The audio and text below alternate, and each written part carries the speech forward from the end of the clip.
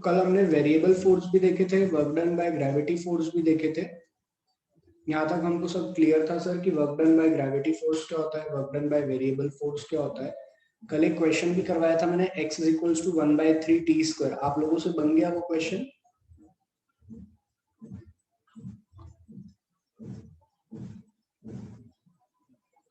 अच्छा, module open कीजिए। चलिए थोड़ा और आगे चलते हैं। Work done by gravity force हो गया, ये हो गया। अगर आपको कभी पढ़ना पड़ जाए work done by friction forces, अभी हम क्या पढ़ रहे हैं, डिफरेंट टाइप्स के फोर्सेस से वर्क डन पढ़ रहे हैं। एक नोट और लिख लीजिए, फिर मैं आगे बताता हूँ। एक नोट लिखिएगा। नोट ऐसा है कि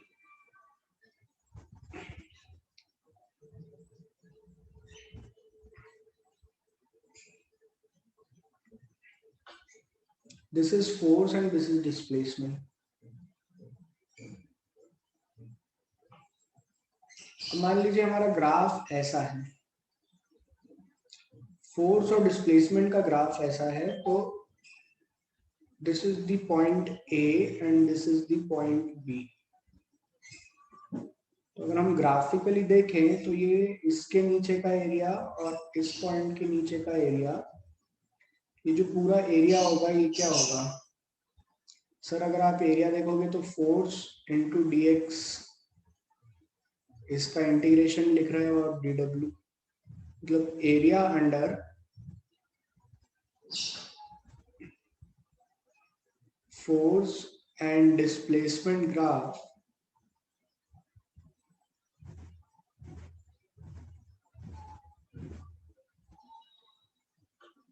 गिव वर्क डन। क्या देता है? Work done. क्लियर है ये बात? और किसी को अच्छे से?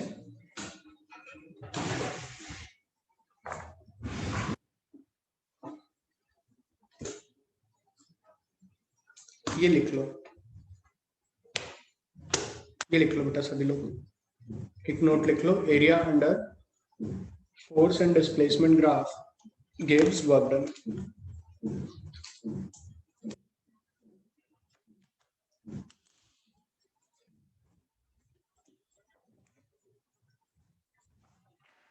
तुम लोगों को क्वेश्चंस कराने हैं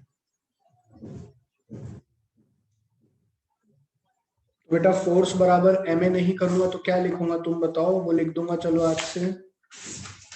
कैसी बात कर रहे हो यार, तुम लोग गजब प्रश्न पूछ लेते हो।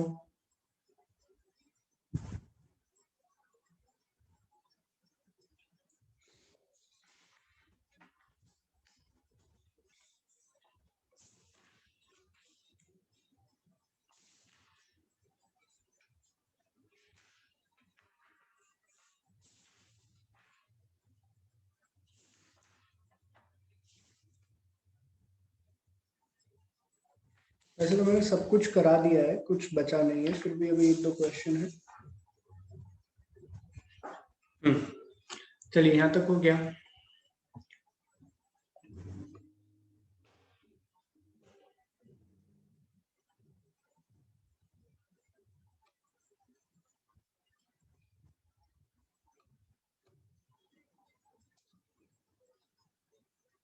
अभी स्टार्ट हुई है समय। ये जो सामने लिखा है ये लिख लो बस।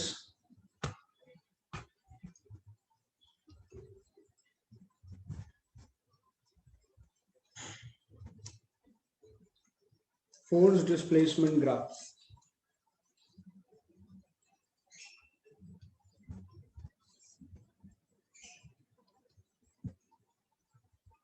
Force and displacement graph.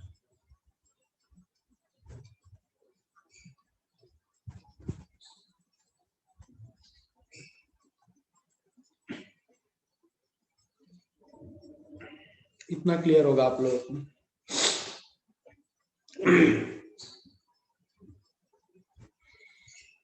अब हम क्वेश्चन प्रैक्टिस करेंगे इसी के साथ साथ। हाँ हाँ, सारे क्वेश्चन करा रहा हूँ, क्वेश्चन से प्रैक्टिस करना है बेटा।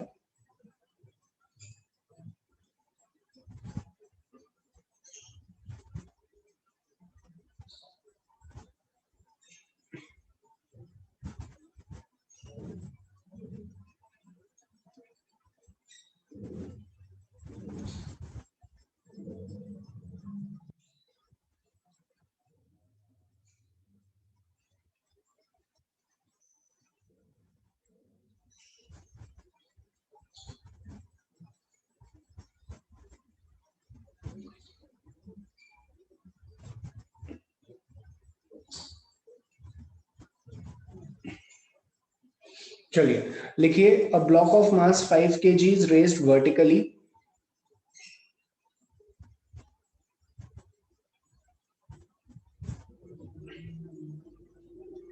a block of mass 5 kg is raised vertically.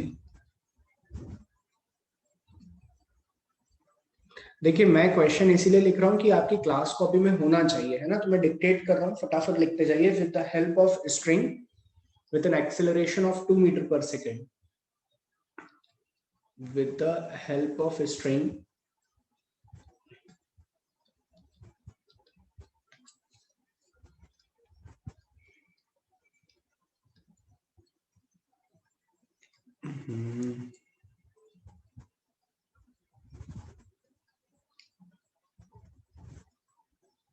with acceleration of 2 meter per second square, find the work done by the tension, find the work done by the tension, find the work done by the tension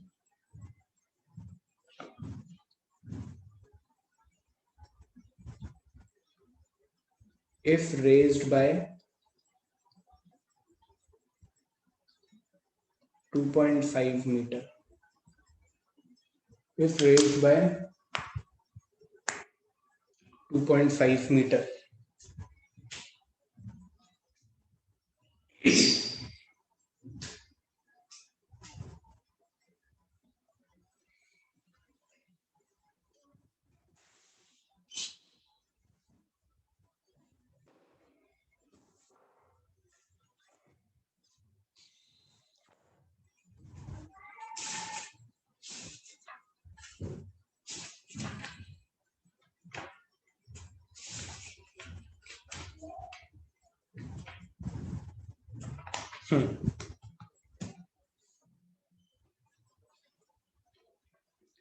चलिए solve करें।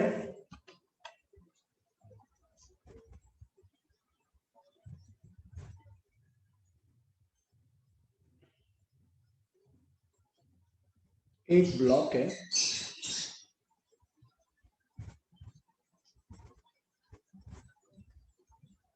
mg नीचे लग रहा है, tension ऊपर लग रहा है और a एक्सेलरेशन है। तो टेंशन कितना आएगा, T माइनस एम जी बराबर एम ए, तो T is equals to m g plus a. m कितना है, मास है हमारे पास में 5, g की वैल्यू ले लेते हैं 10 प्लस 16। तो पहला लिखते हैं work done by tension.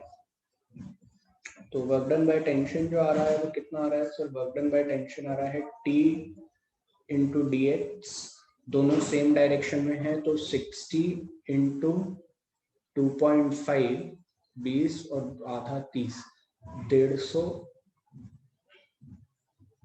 Joule. क्या आ रहा है,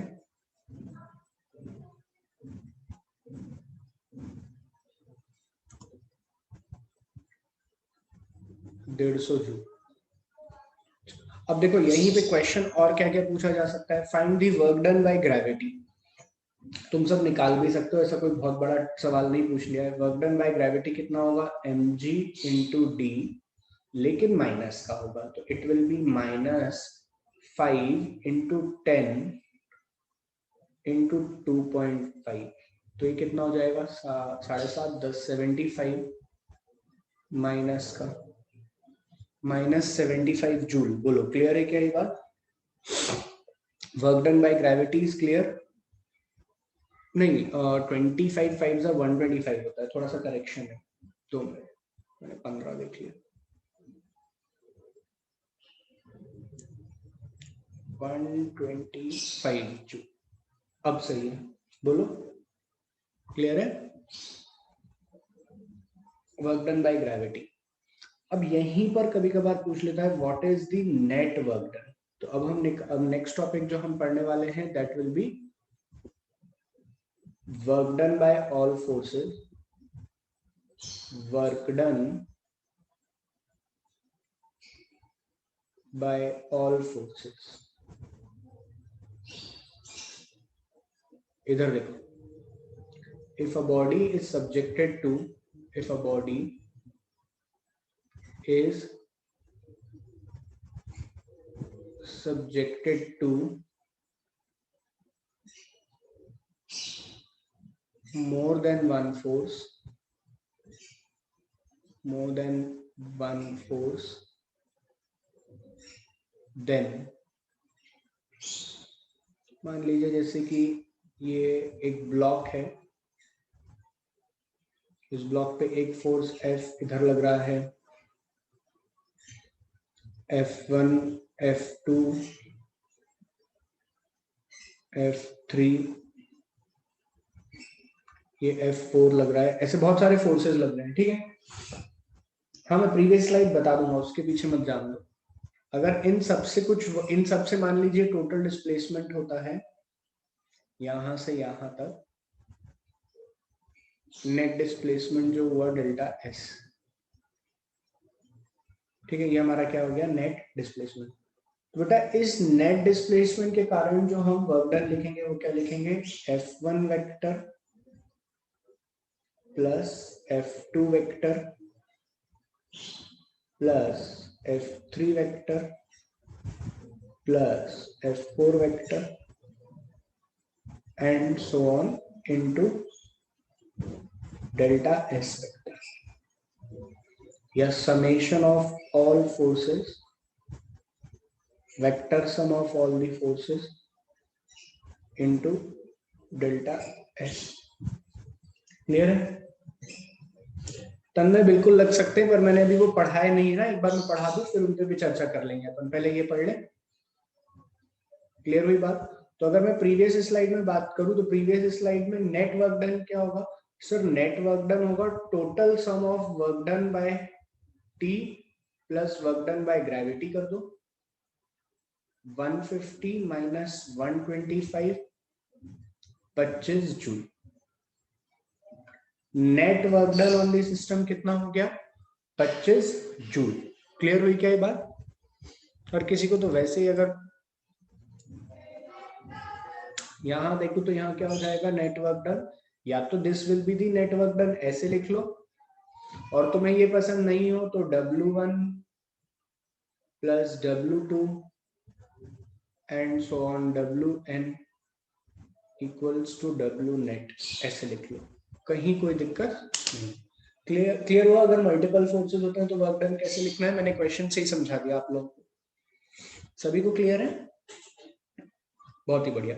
तो ये लिखो फटाफट जल्दी से। थोड़ी सी राइटिंग क्या है, मैंने पैड चेंज किया है तो राइटिंग थोड़ी सी अभी ऐसी आ रही है, 1-2 दिन में वो सॉर्ट आउट हो जाएगी, उसकी चिंता मत करो।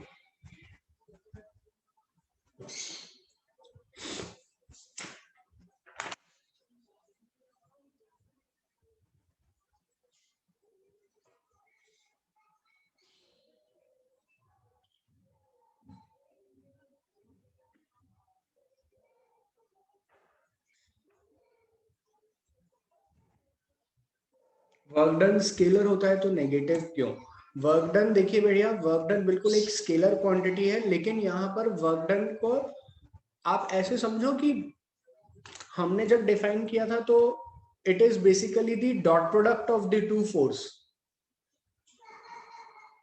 तो ये थीटा की वैल्यू के कारण उसका मैग्नीट्यूड पॉजिटिव और नेगेटिव हो रहा है, और उसके पॉजिटिव और नेगेटिव होने का एक्चुअली फिजिकल सिग्निफिकेंस है। जैसे कि निधि तुम एक सेकेंड ये पीछे वाला क्वेश्चन देखो, इस क्वेश्चन में जब तुम ये बोलती हो कि work done by gravity is minus 125 joule, इसका मतलब ये है कि इस पूरे मोशन में, इस पूरे सिस्टम के एंटायर मोशन में एक ग्रेविटी है जो कि अपना काम या ग्रेविटी फोर्स द्वारा जो फिजिकल क्वांटिटी वर्क है वो नेगेटिव होती है। इसका फिजिकल सिग्निफिकेंस ये बताता है कि अब जो कुछ भी होने वाला है that is against the motion, ठीक है। So it has a physical significance, positive and negative both has a physical significance, ऐसा नहीं है कि हमने सिर्फ प्लस माइनस नाम दे दिए। क्लियर है?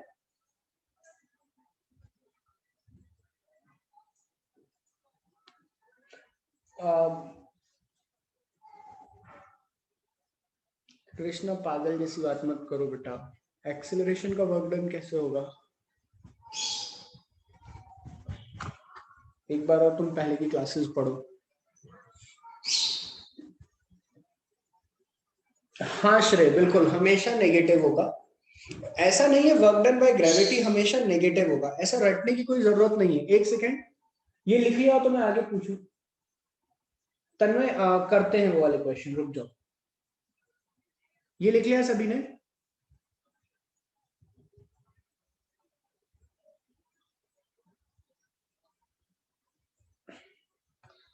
अच्छा लिखो, जल्दी लिखो यार, है ना बच्चों? 1-2 मिनट बताइए, जल्दी लिखो। कोई जल्दी मतलब कोई दिक्कत नहीं है, मैं बताता हूँ। क्या वर्क डन बाय ग्रेविटी हमेशा नेगेटिव होगा? ऐसा जरूरी नहीं है। देखो इसका एक अच्छा एग्जांपल लेते हैं अपन। मान लीजिए ये एक आदमी है,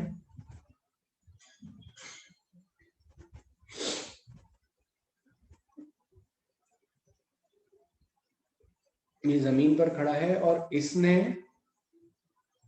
ये जिम में गया और जिम में एक इसने जिम की रॉड उठाई। क्या किया? जिम की एक रॉड उठाई, ऐसी बढ़िया ये एक्सरसाइज कर रहा था, इसने जिम की रॉड ऐसी ऊपर उठा रखी। क्या हुआ होगा बेसिकली? सर बेसिकली अगर देखें ना तो ये रॉड ऐसी थोड़ी होगी, ये रॉड तो पहले जमीन पर थी, इस आदमी ने इसको लिफ्ट करी ऊपर। अब जब इस आदमी ने इसको लिफ्ट करी ना ऊपर, तो रॉड का mg नीचे लग रहा था और डिस्प्लेसमेंट ऊपर हो रहा था। Got it everyone? तो mg इंटू h जब करा मैंने, क्या किया मैंने? mg इंटू h जब करा मैंने, तो ये नेगेटिव क्यों आया? क्योंकि mg is acting in opposite to the displacement, displacement के विपरीत था। क्लियर है बात? तो यहाँ पे gravitational force, work done by gravitational force कितना आ गया? नेगेटिव। सेकेंड सिचुएशन देखो, सेकेंड सिचुएशन में ये आदमी, ये रही रॉड, रॉड अभी ओवरहेड है, अब ये नीचे लेकर के आया रॉड को। क्या किया इसने? ये रॉड को, ये ऐसी रॉड है और ये रॉड को नीचे लेकर के आया।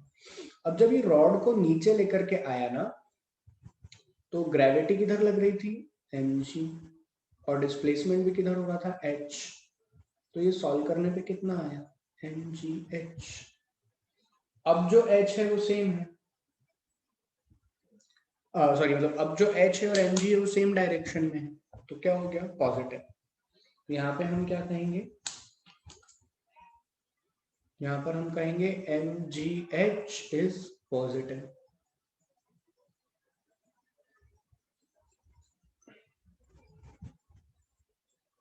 क्लियर? तो सब कुछ भी रटो मत, मतलब मैंने बहुत कम चीजें याद करवाने की आदत डाली है तुम्हें, और उस आदत पे चिपके रहो। कुछ भी रटने से पहले ना अपने आप से क्वेश्चन किया करो कि क्या ये लेजिटिमेट है रटना।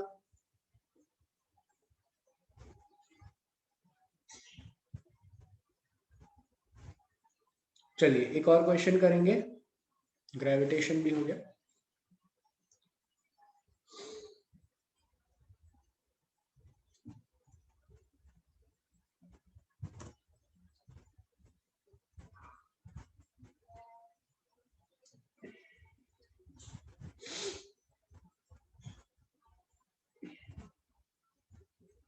एक और कॉन्सेप्ट पढ़ते हैं,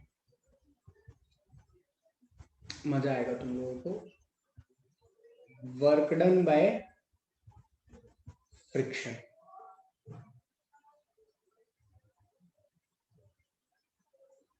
अच्छा देखिए, आप लोगों को फ्रिक्शन फोर्स मैंने नहीं पढ़ाया है, तो अगर आप लोगों को मैं एक बार, मतलब मेरा ऐसा सजेशन है कि सैटरडे को फ्रिक्शन फोर्स MNS 41 में खत्म हो जाएगा और उसकी रिकॉर्डिंग यूट्यूब पे अपलोड है ना? मैं एक लिंक शेयर कर दूंगा वैसे तो ग्रुप में, बट फिर भी आप लोगों से मेरा एक रिक्वेस्ट है कि आप लोग उसको जरूर देख लेना, है ना? वो आपको बहुत फायदा पहुंचाएगी। वैसे मुझे पक्का पता है सर ने आपके साथ पूरा ही जस्टिस किया और पूरा कवर किया होगा, लेकिन ना होता क्या है कि अब बैच चेंज हुआ है, तो मुझसे कुछ छूट गया होगा शायद से, या सर से कुछ छूट गया होगा, तो वो फ्लो फ्लो में ही हमें याद आता है। मतलब ऐसे हम कुछ याद करके तो बैठते नहीं है पढ़ाने। तो आप लोग भी इस बात को थोड़ा सा ध्यान रखेंगे कि इन केस अगर आपको लगता है तो एक बार जरूर देखें,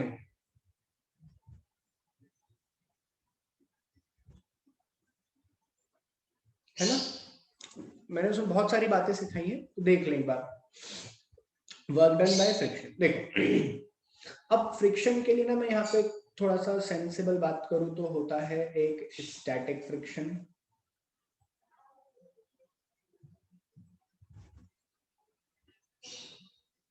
ठीक है। तो अभी हम बात कर रहे हैं work done bye static friction की। क्या बात कर रहे हैं हम? Work done bye static friction. अब देखो work done bye static friction, तुम मुझे समझाओ कि तुम्हें स्टैटिक फ्रिक्शन से क्या समझ में आता है।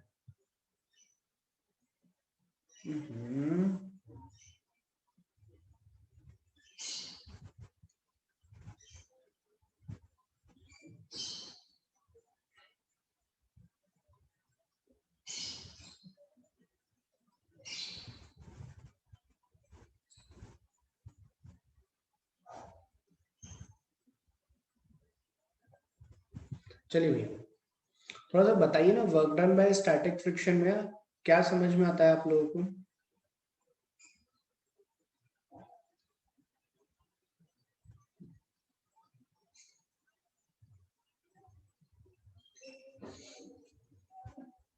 आप स्टैटिक फ्रिक्शन से क्या समझते हैं? मान लीजिए इसका मास है m और सरफेस पे फ्रिक्शन है नहीं, तो आप स्टैटिक फ्रिक्शन नाम की टर्म से क्या समझते हैं ये बताइए।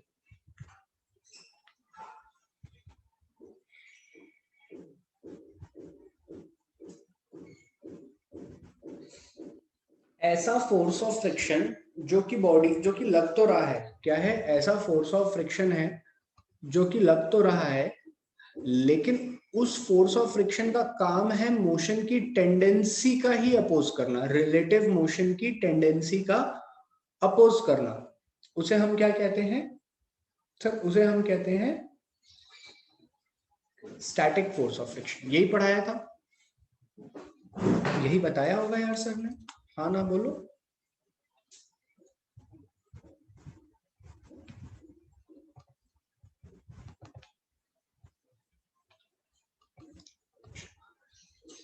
है ना तुम्हारा चैट? ठीक। तो अगर यही बताया है तो हम मान लेते हैं कि अगर मैं फ्री बॉडी डायग्राम बनाऊं तो free body diagram will be like this. यार ये बुक क्यों दिक्कत आ रही है?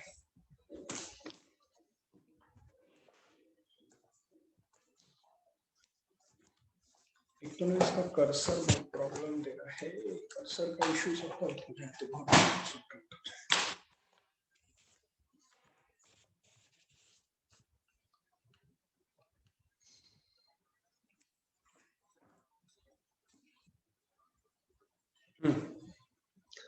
तो अगर मैं फ्री बॉडी डायग्राम बनाऊं तो ये रहा बेटा फ्रिक्शन, अपना एक्सटर्नल फोर्स, और ये लग रहा होगा फ्रिक्शन। क्या लग रहा होगा? ये फ्रिक्शन।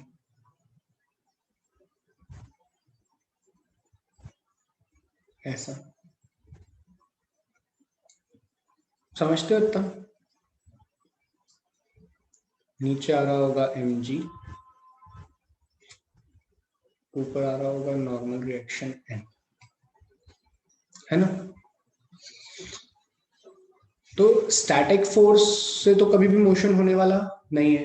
अगर तुम पुश करते जाओगे तो कभी भी मोशन होने वाला नहीं है। So the static force does not perform any work because displacement bye static force will always be zero. बोलो। तो हम लिखेंगे static force does not perform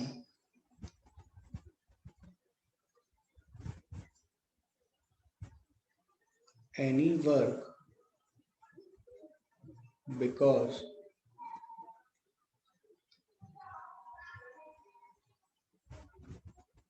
displacement will be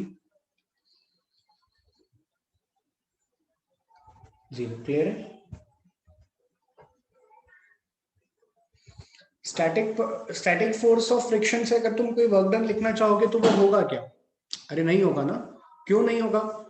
क्योंकि स्टैटिक फोर्स ऑफ फ्रिक्शन से डिस्प्लेसमेंट कभी होता ही नहीं है। इतना लिखो, फिर मैं इसमें और आगे की बातें समझाऊंगा। पहले इतना लिखो।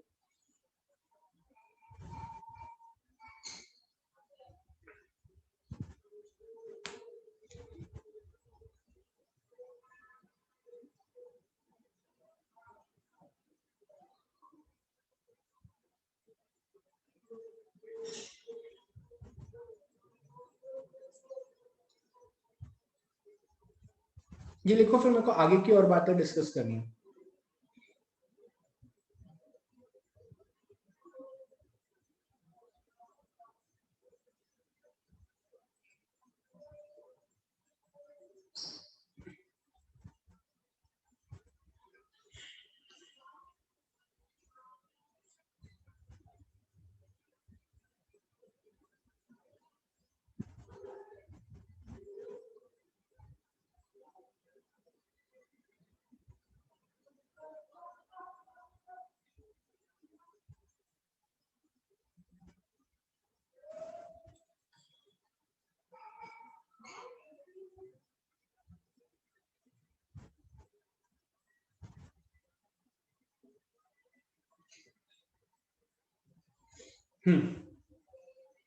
हो गया। अब थोड़ा और आगे चलेंगे। सेम सेम चीजें वापस पढ़नी है।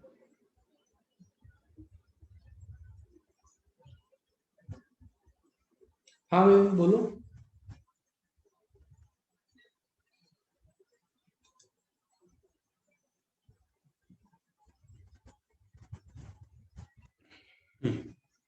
अभी ना 2 मिनट रुको यार। एक बॉक्स बनाते हैं अपन कैपिटल एम, दूसरा बॉक्स बनाते हैं हम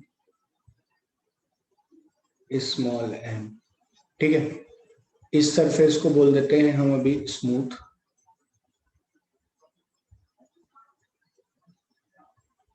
यहां पर है फ्रिक्शन, नीचे वाले पे मैंने फोर्स लगाया एफ। अब कमेंट करो ऑन स्टैटिक फ्रिक्शन जल्दी से सब लोग। सब लोग को मैं 1 मिनट का टाइम दे रहा हूं, थोड़ा सोचो।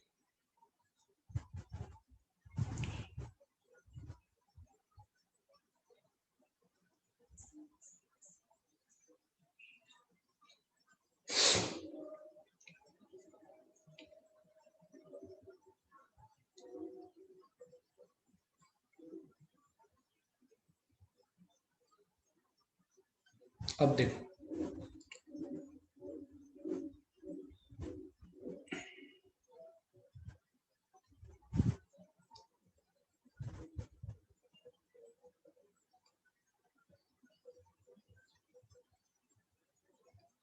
ये स्मॉल एम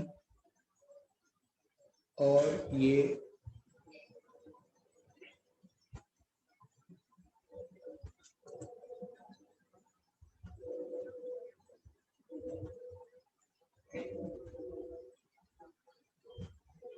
कैपिटल एम। अब जरा 2 मिनट मेरी बात को सुन लो, फिर तुम लोगों को डाउट आएंगे तो हम बात करेंगे। ये लग रहा है एफ फोर्स एक्सटर्नल इधर। क्या लग रहा है? एफ फोर्स एक्सटर्नल इधर लग रहा है।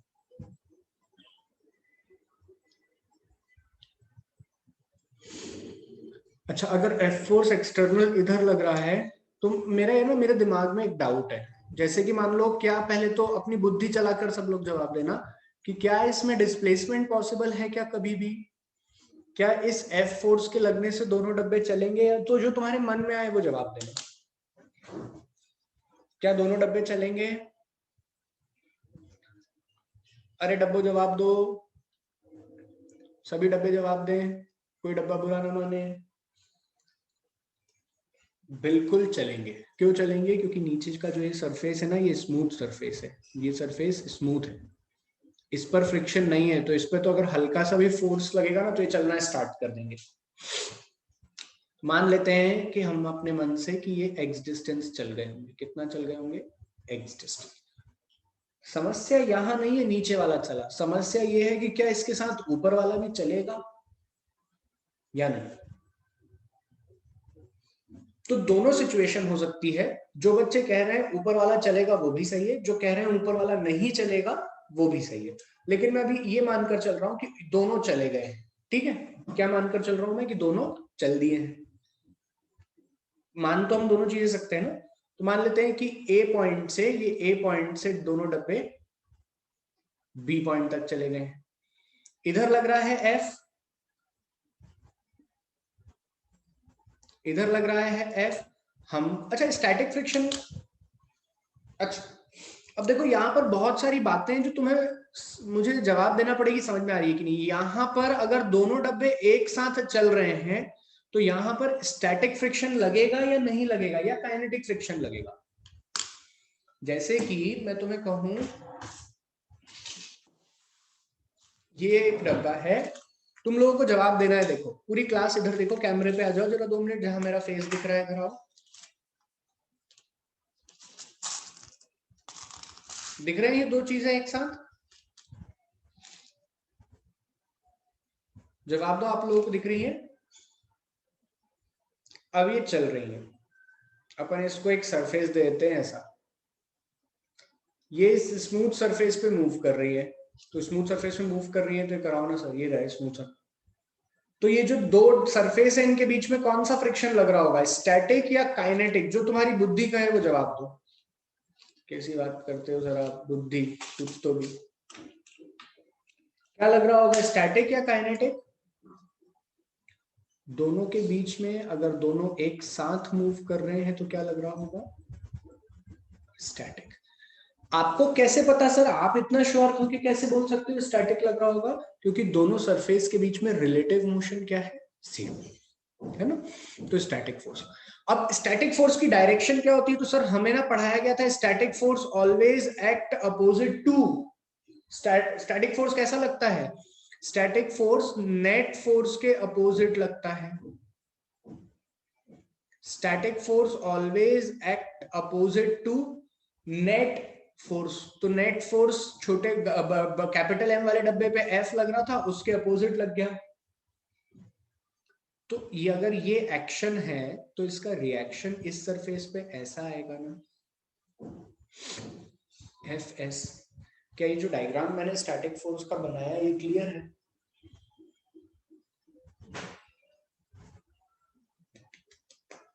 अरे बोलो ना यार। तो अगर मैं यहां से लिखूं तो मैं लिखूंगा ऑन अपर ब्लॉक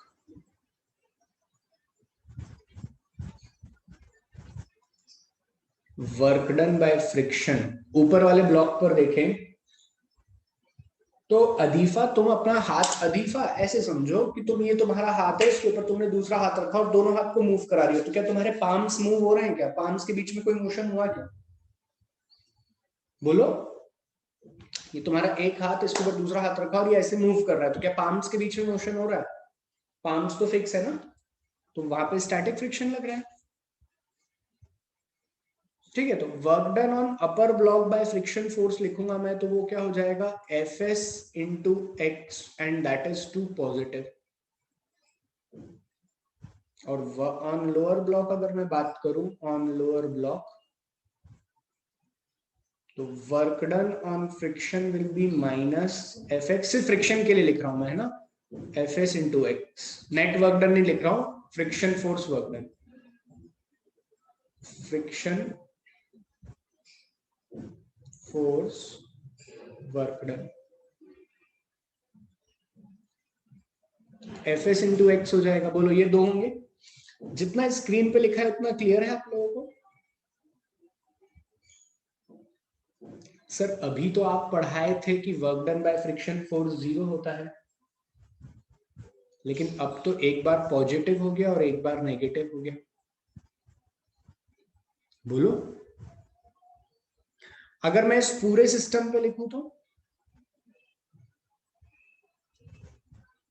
सर अगर आप पूरे सिस्टम पे लिखोगे तो आप लिखोगे W system which is minus FSX plus FSX और ये हो गया G।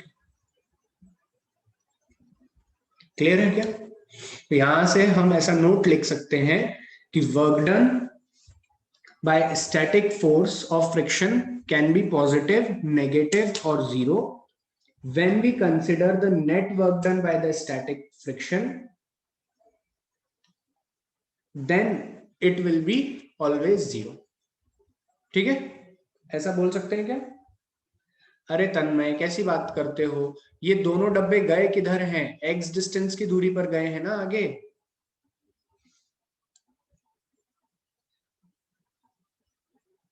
तो नेगेटिव आएगा ना बेटा। चलिए मैं नोट लिखवाता हूँ, पहले इतना लिखो फिर मैं नोट लिखवाता हूँ। पहले इतना लिखो। यहां तक समझ में आया ना सभी को? Total work done bye static friction force zero है।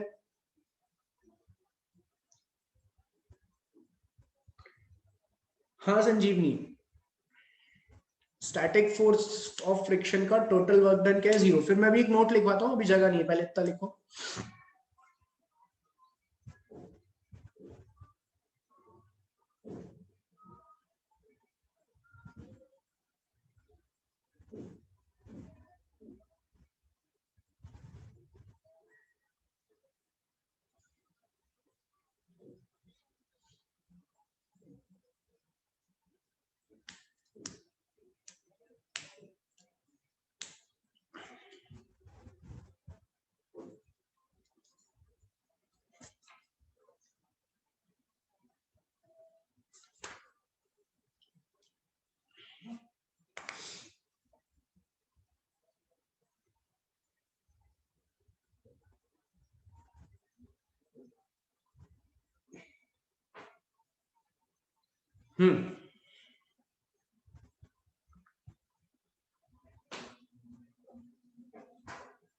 लिख लिया?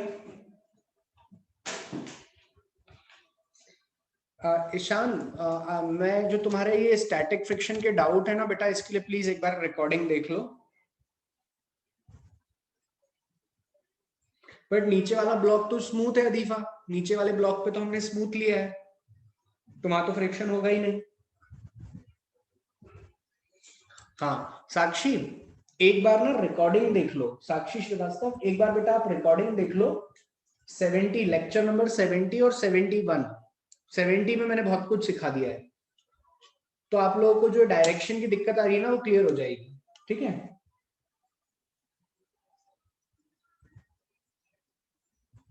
आगे ही तो लगाया है बेटा, ऊपर वाले ब्लॉक पे देखना तन्मय।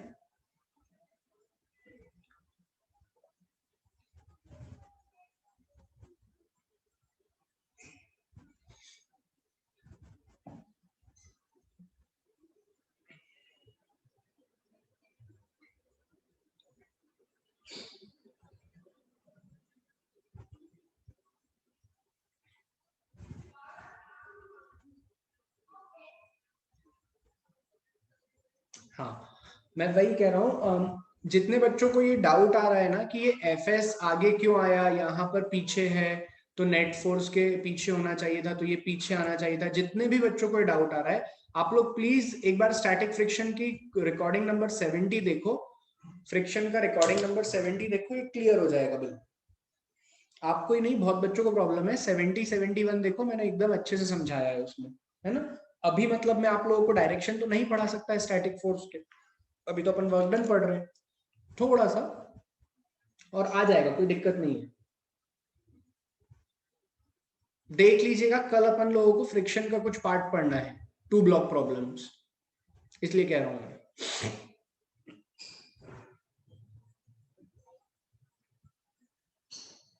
ये लिख लिया? अब नोट लिखो। From this we conclude that the work done by static friction can be positive, negative or zero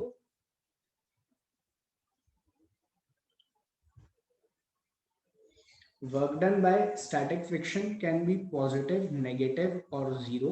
मैं 2 बार बोलूंगा तो थोड़ा सा जल्दी लिखना है ना, और रिपीट नहीं करूंगा, फिर रिकॉर्डिंग में चेक करना। The work done bye static friction can be positive, negative और zero when we consider the net work done by the static friction, when we consider the net work by the static friction, but when we consider this net work by static friction at the contact surface,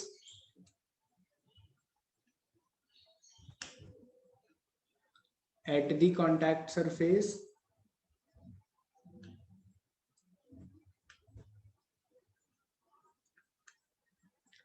at the contact surface, then total work done,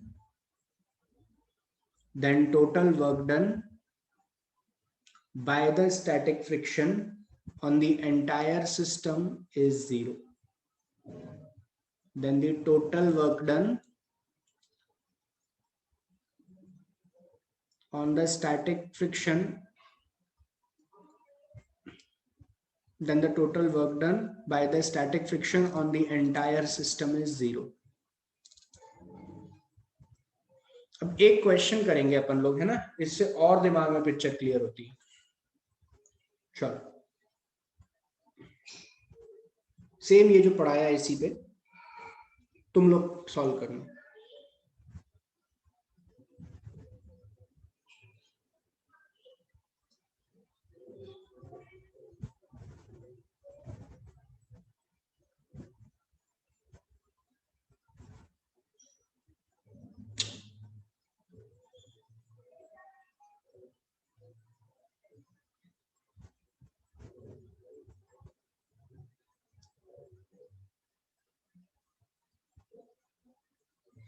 ये F force लग रहा है,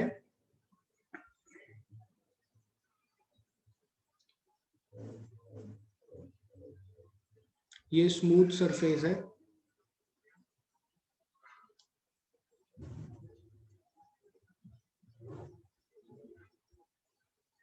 और mu not equal to zero है यहाँ पे, मतलब यहाँ पे फ्रिक्शन है। ठीक है, द हॉरिजॉन्टल फोर्स लिख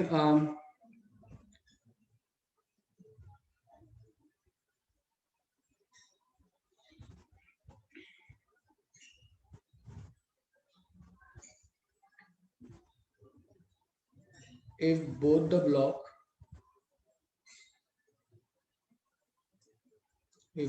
block moves together,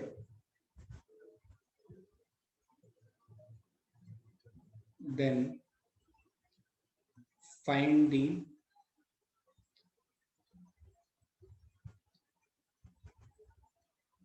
work done by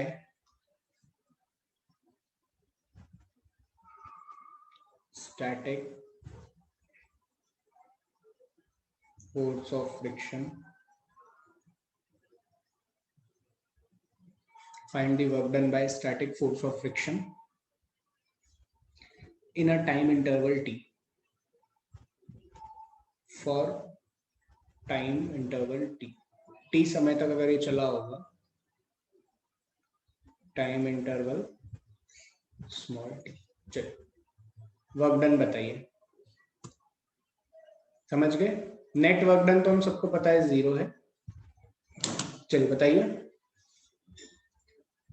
सभी लोग, what is the work done by the static force of friction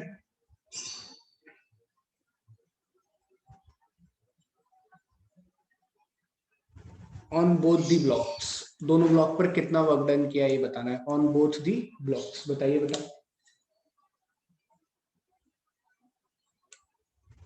सभी लोग बताइए, 1 मिनट का टाइम दे रहा हूं, बताइए। तुमसे इंडिविजुअली पूछ लिया तो इंडिविजुअली तो वर्क एक पे पॉजिटिव होगा, एक पे नेगेटिव होगा, ये तो तुमने अभी देखा। अब तुम्हें उसकी वैल्यू बतानी है बस। कॉन्सेप्ट समझ में आया ना सभी को?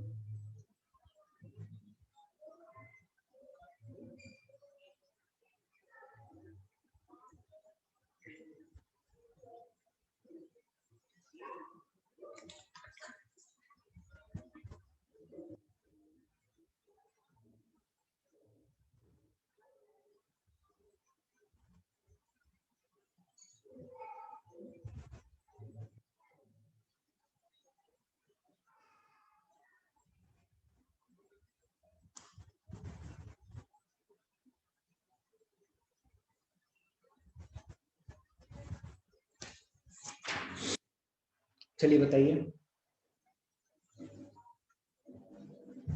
कृष्णा बेटा, चलती क्लास में कैसे बता दूं मैं? तुम कुछ भी बात पूछते हो कभी कभी। तुम वर्क की रिकॉर्डिंग देखो, तुमने क्लासेस मिस करी है, तुम वर्क की रिकॉर्डिंग देखो। चलिए मैं भी आप यहाँ पे सॉल्व कर रहा हूँ, आप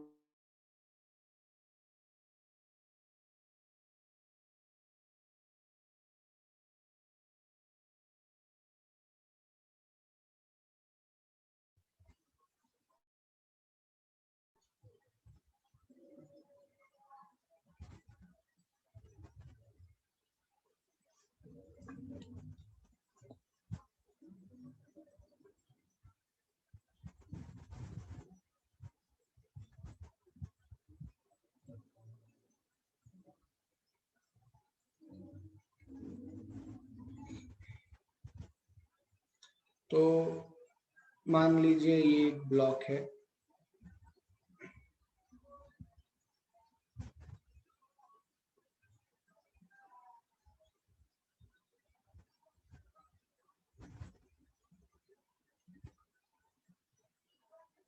ये लग रहा है एफ फोर्स, ठीक है, और ये लोग दोनों डब्बे एक साथ चल रहे हैं, ऐसा क्वेश्चन में हमको साफ कहा हुआ है, तो हमें कुछ भी अपना दिमाग नहीं लगाना है। कहाँ तक चल रहे हैं? यहाँ तक। तो ये डिस्टेंस कैसे निकालें?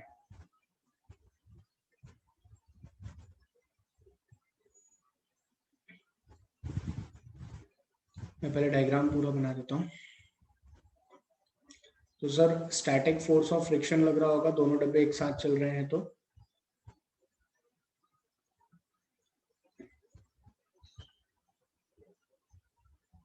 अरे यार ये तो बहुत ही बदतमीजी हो गई।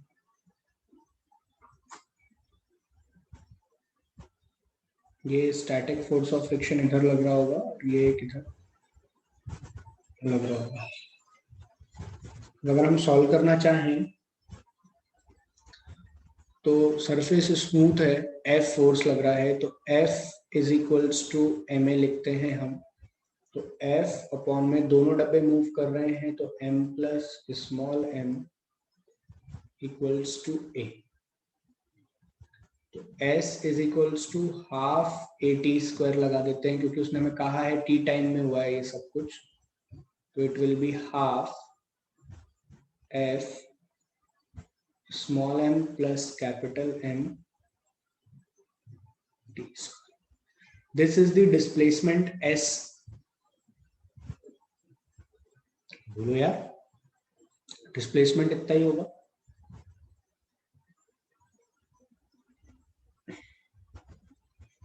डिस्प्लेसमेंट इतना ही होगा, S इज इक्वल्स टू,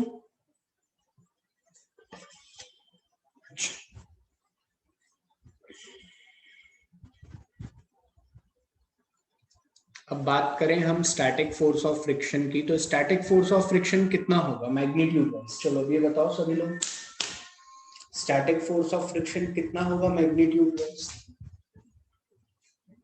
जो तुम्हारे दिमाग में आया आंसर वो देना। स्टैटिक फोर्स ऑफ फ्रिक्शन कितना होगा? म्यू व्यू तो हमें दिया ही नहीं है क्वेश्चन में, नहीं निकाल सकते हैं? निकाल सकते हैं।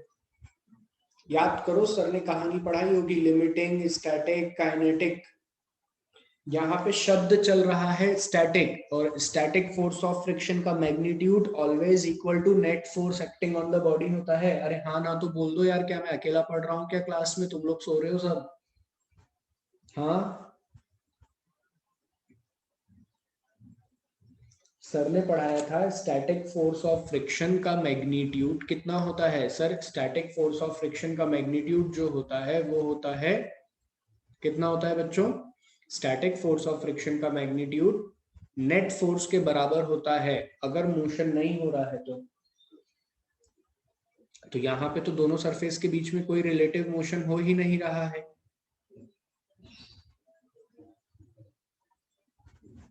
नहीं हो रहा है तो हम क्या लिखेंगे? हम लिखेंगे एफ, यहां से बोल सकते हैं हम f s equal to f. अब पहले वाले डब्बे पे work done by friction on small m कितना होगा?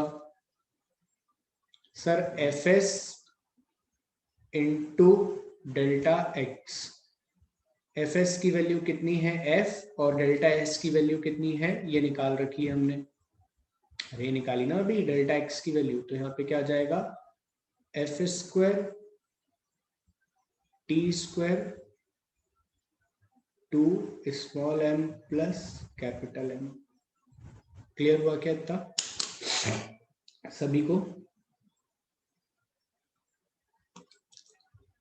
दिस इज पॉजिटिव और नेगेटिव होता ये तो वो किस पे होता, ये पॉजिटिव वर्क डन इस पर हुआ है और नेगेटिव इस पर होता तो नेट तो जीरो होता, ये हम सबको पता है। अरे हाँ ना बोल दो यार सभी लोग। क्लियर है? यही पढ़ा है हमने अभी इससे पहले थ्योरी में, मैंने बस उस पर एक क्वेश्चन बना दिया। समझे आप लोग? किस तरीके से काइनेमेटिक्स का भी यूज हो गया, वर्क डन की डेफिनेशन का भी यूज हो गया।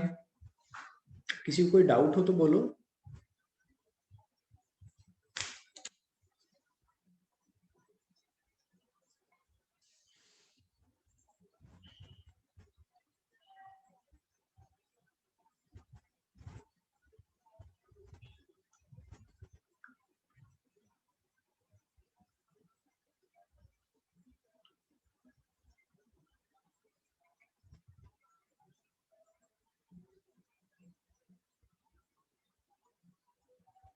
देखिए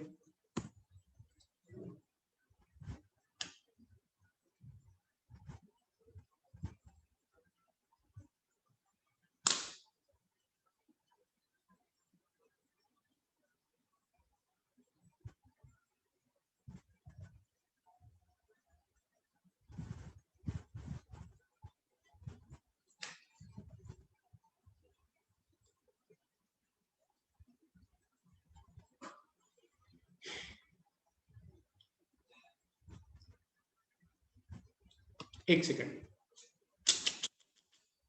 एक छोटा सा मिस्टेक हो गया है। सॉल्यूशन में दिख रहा है मेरे को। नहीं कंसेप्चुअली सही है, वो एक्सेलरेशन लिखना भूल गए ना हम, इसलिए थोड़ी सी गलती हो गई। हाँ चलो अच्छा, अभी इसको यहीं होल्ड करो।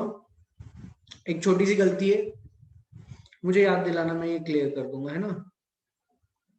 अरे यार ये क्या हो गया, F बराबर एम ए लिखना था ना। अभी तो स्टैटिक फोर्स ऐसा है, किसी भी डब्बे का फ्री बॉडी डायग्राम बनाएंगे, ए एक्सेलरेशन से चल रहा है तो F minus F of S बराबर एम ए, या तो कैपिटल पे ही आएगा। चलो थोड़ा सा करेक्शन है, 2 मिनट कर लेते हैं। आप लोग सब इधर देखो, मैं कर देता हूँ करेक्शन, मेरी गलती है, वो मेरा ध्यान नहीं था।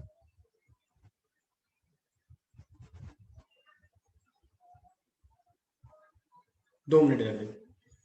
अपने को वर्क डन निकालना है ना, सब कुछ समझ में आ जाएगा, सब कुछ समझ में आ जाएगा। एक छोटी सी गलती हो गई बस, ये स्मॉल एम ब्लॉक है, इस पे फ्रिक्शन फोर्स इधर लग रहा है और इसका एक्सेलरेशन भी तो हो रहा है आगे, तो एफ एस बराबर एम इंटू ए। बस ये छोटी सी गलती हो गई। मास कितना है एम, एक्सेलरेशन कितना है एफ अपॉन में एम प्लस कैपिटल एम। ये आ रहा है हमारा स्टैटिक फोर्स, तो वर्क डन क्या होता है, वर्क डन होता है F s into delta x. तो इक्वेशन 2 और इस इक्वेशन 1 का मल्टीप्लाई कर दो। छोटी सी गलती हो गई थी मुझसे, सब कुछ सही हो गया। कितना होगा एफ और एफ, अच्छा आंसर वही आएगा, बस एक एम और आ जाएगा, m f square t square divided by 2 times of capital M plus small M.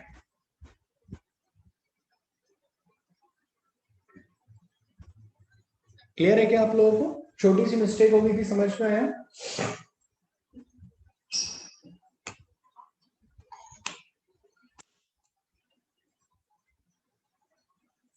एक छोटी सी गलती हुई थी, समझ में आया ना। देखो ऐसी गलतियां सबसे हो जाती है, तो आप लोग भी ध्यान रखा करो यार, जब मैं क्लास में पढ़ाऊं तो मतलब जो मैं बोल रहा हूँ उसके अलावा थोड़ा सा जागते भी रहा करो।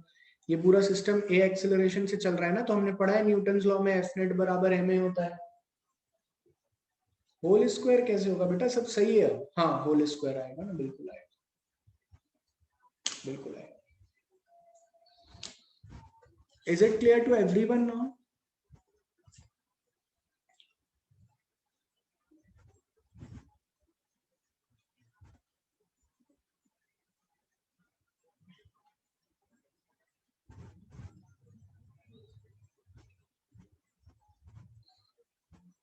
अब सबको सब कुछ क्लियर है?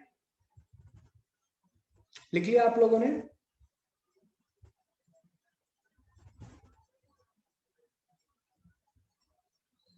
आगे चले।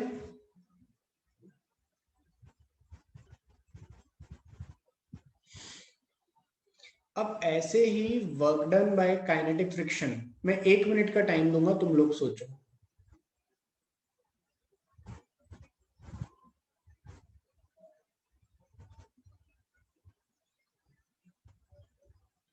ये सारी बातें ना कंसेप्चुअल है। देखो तुम मॉड्यूल सॉल्व करोगे तो मॉड्यूल में इन पे बहुत ज्यादा न्यूमेरिकल आएंगे, ऐसी गारंटी नहीं है। लेकिन जब पेपर अच्छा बनता है ना, तो इन्हीं चीजों का ध्यान रखा जाता है। जैसे कि मान लीजिए कभी ऐसा डिसाइड हो गया, या कभी ऐसा हुआ कि नीट का पेपर थोड़ा सा स्टैंडर्ड लेवल राइज हो गया पेपर का, तो इन बातों पे बहुत ध्यान दिया जाएगा कि बच्चों को छोटे छोटे कॉन्सेप्ट आते हैं कि नहीं। अभी तुम चाहते तो तुम ऑप्शन में यहाँ पे 0 लिखा होगा, तुम सब 0 टिक करके आते कि work done bye static friction force कितना होगा, 0 होगा। अगर मैं सिर्फ ये पढ़ाता तुम्हें, तो पहली वाली स्लाइड, सिर्फ पहली वाली स्लाइड पढ़ाता, तो तुम क्या बोलते कि work done bye static force of friction 0 होगा? 0 होगा डेफिनेटली, लेकिन जब 2 ब्लॉक के केस में हम मूव करते हैं, तो एक ब्लॉक पर दोनों ब्लॉक पर जो स्टैटिक फोर्स लगता है उसकी वैल्यू तो लिख सकते हैं ना, टोटल वर्क डन 0 होगा। तो इसीलिए कभी भी क्वेश्चन को डायरेक्ट हिट मत करो, उसको पढ़ो और एक बार समझो, चारों ऑप्शन देखो कि वो एग्जैक्टली क्या पूछना चाह रहा है। चलिए, work done by kinetic friction, क्या पढ़ रहे हैं हम? Work done by kinetic friction. मान लीजिए ये एक सरफेस है,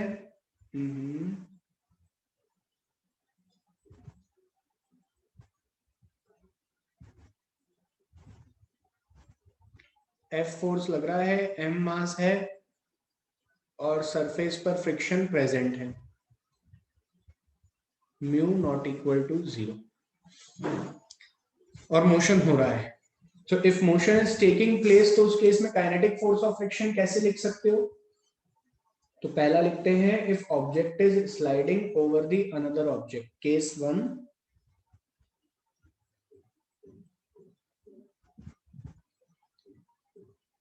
if one object slide on ground, ground की जगह ऐसा भी हो सकता है on fixed surface.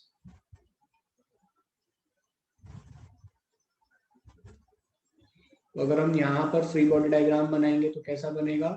Sir F इधर लग रहा है, और ऑब्वियस सी बात है अगर मोशन हो रहा है इस डायरेक्शन में, तो स्टैटिक फोर्स ऑफ फ्रिक्शन ना सर हमको पढ़ाया गया था, static force of friction always act relative to the, और मैंने भी क्लास में ज्वाइन करा था जब मैंने भी ये बात बताई थी कि static force of friction always, kinetic force of friction always act relative to, always act opposite to the relative motion between the surfaces। तो ये काइनेटिक फोर्स ऑफ फ्रिक्शन यहाँ ऐसा लग रहा होगा, और धरती पे ये ऐसा लग रहा होगा एफ के। बोलो क्लियर है क्या ये बात? अब अगर मान लीजिए ये ब्लॉक यहाँ से मूव करके यहाँ तक चल देता है, suppose this distance is x, तो हम क्या बोलेंगे? Work done by friction force is minus F के into X. work done by friction force is minus Fk into x. So we can say in fixed surface,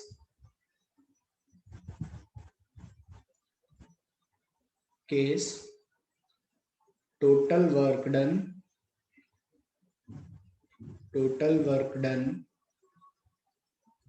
by kinetic friction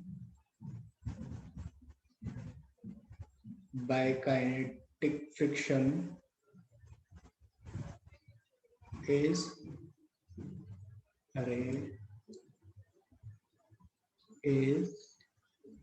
negative. Clear है क्या इतना? यहां तक कहानी समझ में आई? चलिए पहले केस 1 लिखिए, फिर केस 2 करते हैं।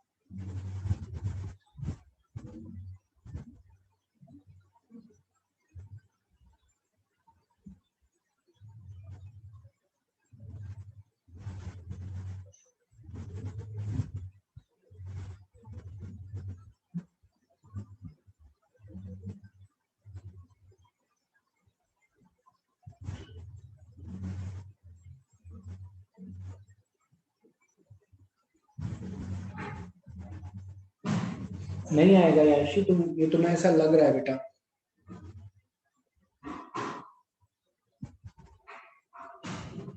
बिल्कुल नहीं आएगा, फ्रिक्शन का वर्क डन तो सेम होगा ना याशी। पहले वाले केस में अगर लोअर ब्लॉक पे एफ लग रहा है तो उससे फ्रिक्शन के वर्क को क्या फर्क पड़ना है। फ्रिक्शन का मैंने तो याद करो, हमने क्वेश्चंस में लिखा था कि हर फोर्स का अपना इंडिविजुअल वर्क डन होता है। हाँ, नेट वर्क डन उस कैपिटल एम पे और स्मॉल एम पे डेफिनेटली डिफरेंट होगा।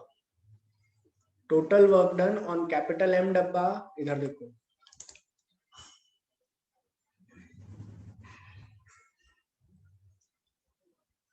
Net work done on this capital M डब्बा एंड स्मॉल एम डब्बा बिल्कुल डेफिनेटली डिफरेंट है, लेकिन work done by friction on capital M and small m तो सेम ही है बेटा। ठीक है,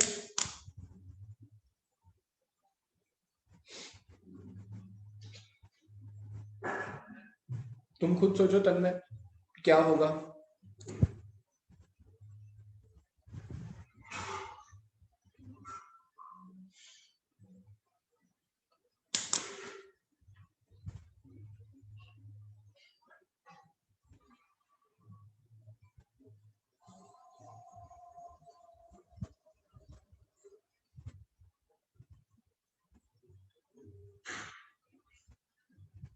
बिल्कुल, चलिए आगे चले क्या।